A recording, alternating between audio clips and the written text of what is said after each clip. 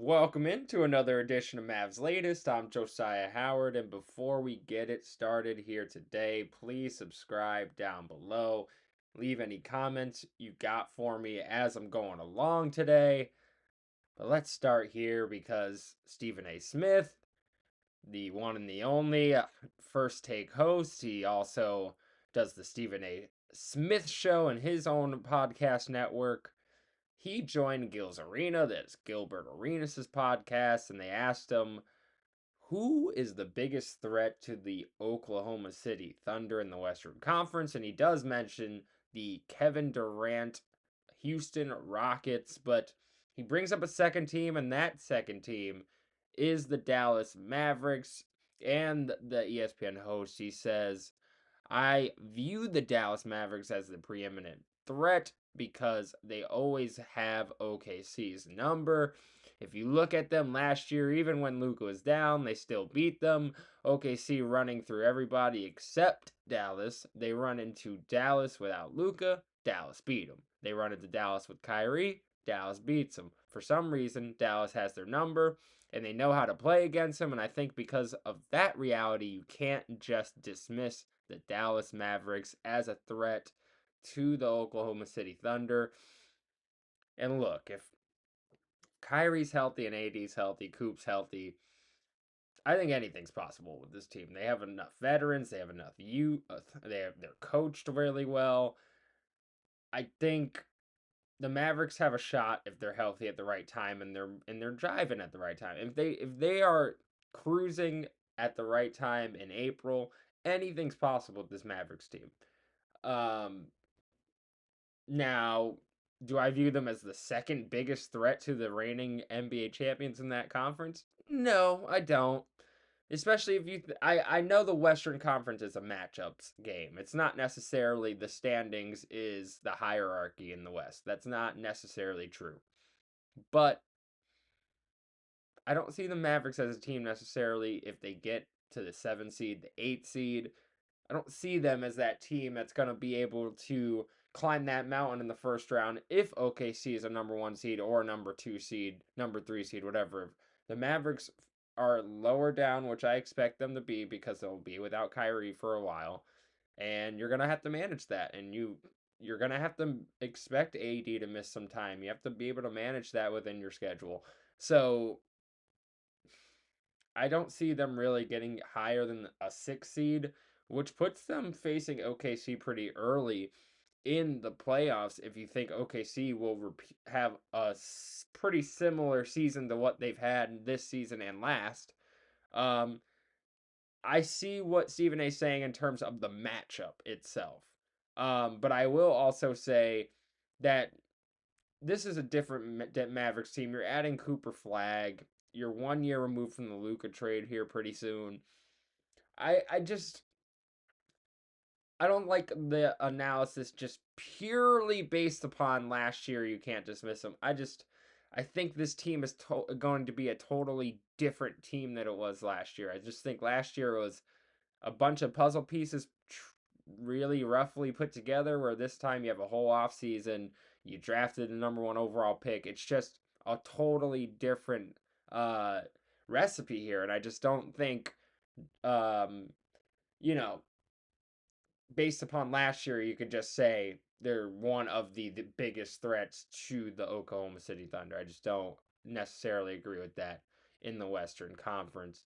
But let's move on because the Mavericks, the rumor mills have been churning, and Jaden Ivey is a name that has popped up this offseason, and he has come up again in the Game Theory podcast.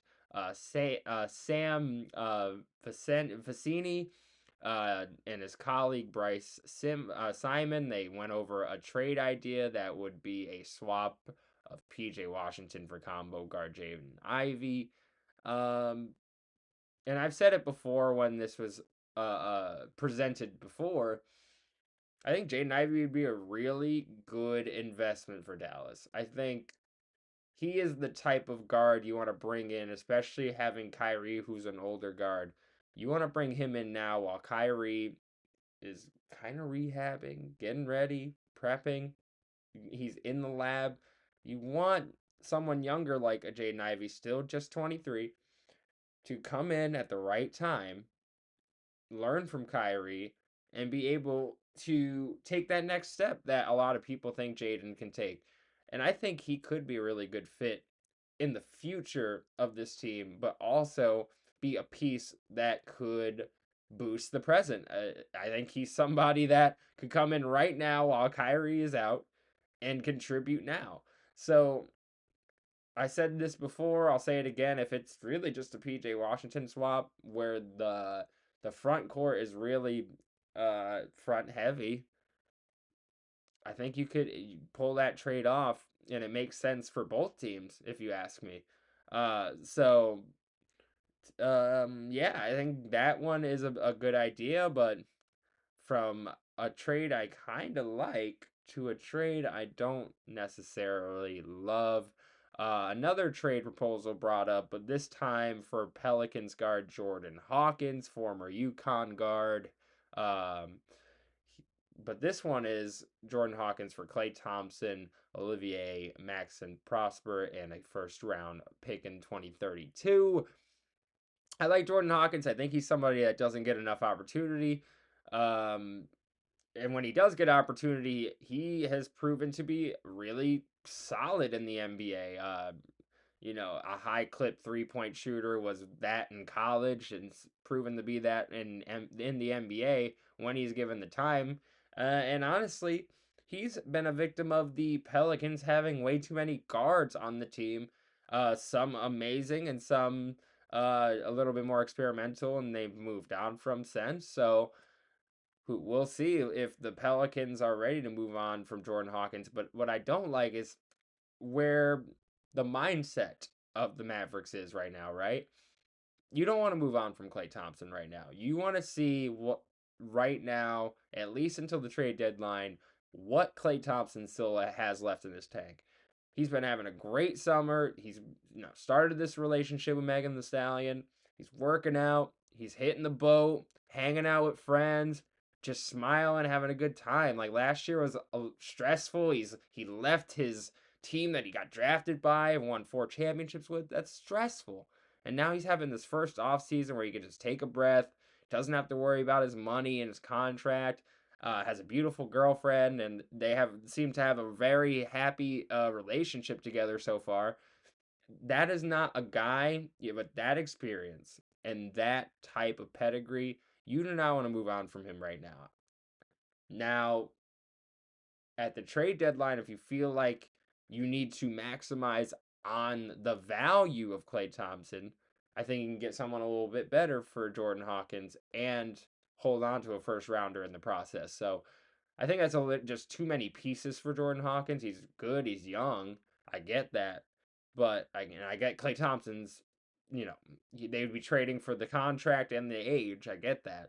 But I just don't think that's I would feel more comfortable doing a package like that for Jaden Ivey because I feel more comfortable with that potential more than I do Jordan Hawkins. But to wrap things up here on the Mavs latest with some Mavs chatter, Tyson Chandler, he assisted with some Basketball Without Borders in Europe, and he gave a lot of love to Luka Doncic and Nikola Jokic. He says via the Eurohoopsnet.com or Eurohoops.net, excuse me. He says they're incredible for our game. They are brilliant to watch, and all their games are beautiful and different.